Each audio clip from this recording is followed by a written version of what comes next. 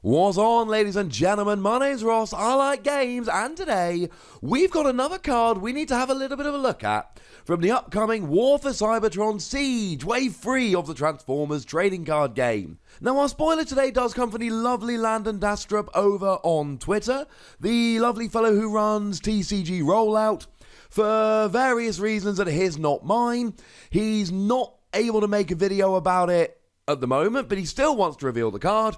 So he sent me an image of the card and went, Ross, if you want to make a video about this, you have my blessing. Well, clearly I do. And Landon knows that I do. Which, incidentally, is why he sent me an image of the card. It is Repurpose. And it's another one of these new black icon cards. And I'm starting to get very, very interested in these black icon cards. Now, black is the new icon that we're getting in this new wave of the Transformers TCG. And I'm going to stop explaining it in every video soon, but just because it's quite new. It gives you Pierce 1 when you flip it. And we've received a bunch of rulings about it. Firstly, it does stack. So if you were to use, say, a piercing blaster and then flip 2 black icons, you would get Pierce 5. And also, whereas blue and orange icons give you +1 defense or attack, respectively, until the end of the battle, black icons give you Pierce 1 until the end of the turn. So if you're against a character like Blur, for instance, which is able to attack twice in a single turn, it's not a skill we see on many characters, but it's one we see on Blur, you would actually get the Pierce from the first attack carrying over into the second attack. And the reason is it's giving you the skill Pierce 1 rather than adding 1 to your attack. In theory, if we were to see pips that added to your bold and tough, we would expect them to act like these black pips act. The thing is, we've been seeing that these black pips tend to be slightly underpowered in terms of the cards. So what does this one actually do? Well, it's an action card that says scrap a card from your hand and then draw 2 cards. Now, the order of that is extremely important, and honestly, we would rather draw 2 and then discard. And the reason is, firstly, if you've got 0 cards in hand, you can't play Repurpose. Or I suppose, to put it another way, if Repurpose is the only card in your hand, you can't play it. Because there is no card in your hand that you're actually able to discard, and if you can't discard the card, you can't draw 2 cards. That's a little bit of a shame. But secondly, if it drew 2 cards and then discarded 1, you would have more information, you would have a greater variety of choice in terms of what you actually go about discarding. What you might end up doing with this is discarding a card that, well, you don't really want to, but you can live without, only to then draw 2 cards, one of which you definitely don't need right now, and then that's really annoying because you could just have discarded that one. I mean, classic example here would be something like Noble's Blaster if you're against another Autobot. Noble's Blaster is fine. It's okay. It gives you +2 attack. But if it's on an Autobot, and it has to be on an Autobot, and you're attacking a Decepticon, then you get Pierce 2. And I love that this adds what a Pierce theme we're going for, as this is a black icon card. And now, all of a sudden, we're looking good.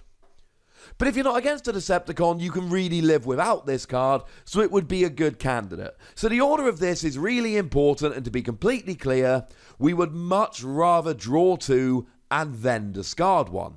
And unless my memory's failing, and by memory I mean the spreadsheet I use, I don't think we've got any cards that are just draw 2, discard 1. Now we've got some that are fairly similar here.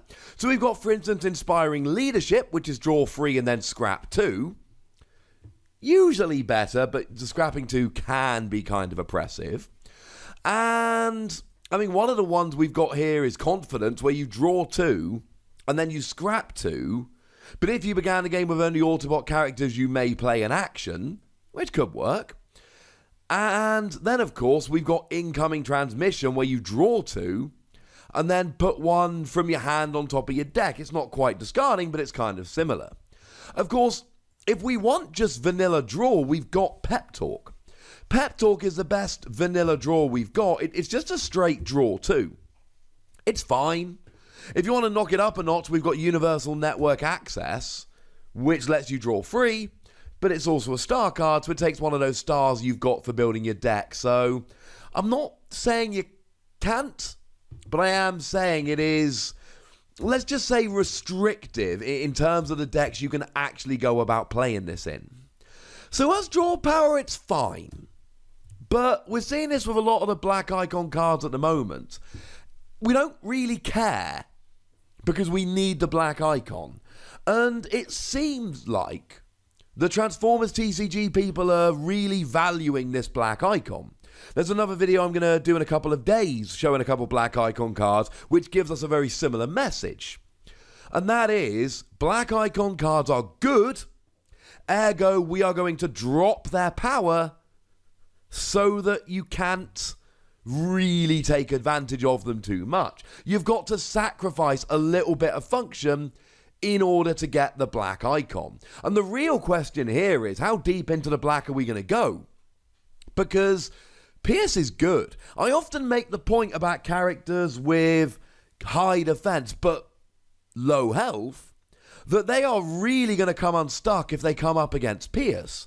Because you can have as high defense as you like here, it's not going to do you any good when your opponent's just sitting there piercing. So let's take something like Bombshell, Insecticon Mind Controller, the one from Wave 1. It's an 8 cost, which makes it an average cost transformer, but it's got a health of 10, which is lower than average. In Wave 1, the average health was 12, and 8 cost was average. So the health of 10 here is really quite bad.